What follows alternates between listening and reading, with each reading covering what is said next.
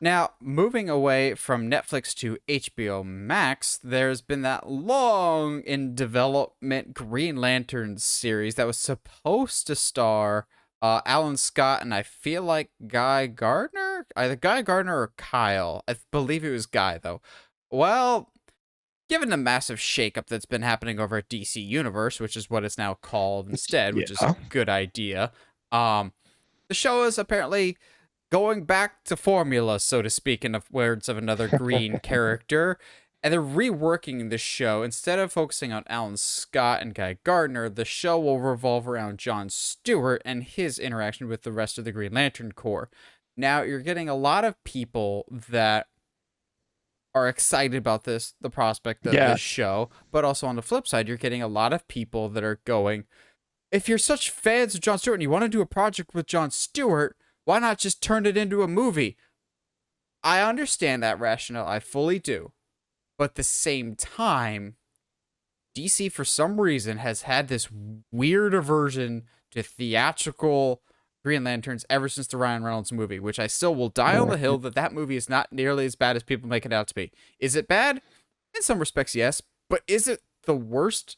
Absolutely not. Yeah. There's so much No. worse out there. Ever since that movie, they've been burned specifically by that character, and they've wanted to just like stick to TV adaptations. I'm okay with this. One, because I just like John Stewart, and the way Yeah. that Oh, they pitched it absolutely. of Green Lantern Corps makes it seem like they want to focus on the larger universe. And who's to say that this isn't going to cross over into movies? People, I think, are still under the impression that, oh, they're getting John Stewart to lead a TV show and he deserves a movie. Who's to say there won't eventually be a movie crossover? It working that way with Matt Reeves' The Batman and the Penguin series that just added some more members to that cast of they are intermingling. Disney Plus is doing it, as we'll talk about with Vision here. They're doing more spin-offs with that. So I don't think this entirely rules out the possibility of John Stewart showing up in movies. If anything, I think this is a really smart idea to focus on John Stewart as opposed to Alan Scott and Guy Gardner. One, you have one main protagonist that you're following as opposed to two drastically different characters. If it was like Yeah. Alan Scott and Hal Jordan of a mentor-mentee role, but Guy and Alan are so drastically different. One is likable and one is Guy. Well, but like the timeline too, it would be weird too, because technically Alan would have had to be gone, and then also Hal and John and Kyle. So it's so weird for them to go with those. But yeah, like, and I think some of it too is uh people were like, no, I can hear them say like it's not going to be as important, and they don't respect the character as much because they're putting him on a TV show.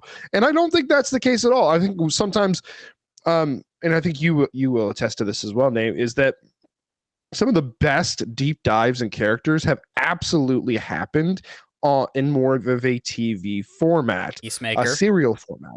Peacemaker, fantastic. And honestly, if they do something to that, I think people hear like an HBO Max series or a TV series, and they still think Smallville, and like no, or they think Flash, and which is not necessarily a bad thing, but this is not the CW. This is the same, quote unquote network that put on Peacemaker. So I with James Gunn at the head now, I have complete faith that's going to be something that happens in that realm. I think at the end of the day, like, this is absolutely the right decision. Whether you went with Alan, Hal, Kyle, John, Guy, I don't know the names of the two new ones, but Simon, Jessica and Simon. Okay. Yeah. And then, like, no matter which one you went with, I do think I agree. It is the better choice to go with one protagonist rather than two, because even then you're still going to have to, fill in the ranks because you have all these other characters that are not the main protagonist. But to try to have it where it's two protagonists plus your cast of characters, to me doesn't that just doesn't work as much as well as seeing John. Plus, I just want John. give me John. And that's the Yeah. thing. I know Alan Scott and Guy Gardner both also have their fans, but there's a huge contingent of people, myself included, that when you say Green Lantern, I don't think Hal Jordan. I think John Stewart, because there's a large generation that was grown up on Justice League and Justice League Unlimited and the relationship with John Stewart and Hawkgirl. Dude, if you can get John Stewart, Green Lantern, and Aldous Hodge's Hawkman to fight over the affections of Hawkgirl in a future project, Let's go. because Aldous Hodge, honestly, if he wasn't a Hawkman, could be a fantastic John Stewart. But I still kind of hold out hope that Sterling K. Brown could be John Stewart someday, because, ooh, that voice and that physique, I think he just looks the part already. John Boyega, maybe, I think could be great. If he wasn't so busy, Jonathan Majors. Oh, man, Jonathan Majors is like if John Stewart was the size of Kilowog, because Jonathan Majors is just a beef cake right now. He's just a unit, and Michael B. Jordan is going to die in Creed 3. But I think this is the right choice of, let's focus on characters that people are actually clamoring for. I'm not saying people weren't for Alan Scott and Guy Gardner, but forever people have been asking for John Stewart related content. Yeah, Hal's great. And if we ever get Hal Jordan, you know who you got to go with. You've got to do Glenn Powell from Top Gun Maverick, because oh my God, he's just Hal in that movie. Like it's Hal mixed with Han Solo. That's all it is. But this is a character people want. I think there's crossover appeal. I understand some people would just be like, well, it's a TV show, so the budget won't be as big, and you need a big budget for Green Lantern. If they're scaling back the story, you don't need as big of a budget. I'm not saying like CW style, but HBO Max has a willingness to spend money despite what people think. Like, House of the Dragon clearly has a big budget. Last of Us clearly has a big budget. The Penguin's gonna have a big budget. Like, they're willing to spend when they want to. Yeah.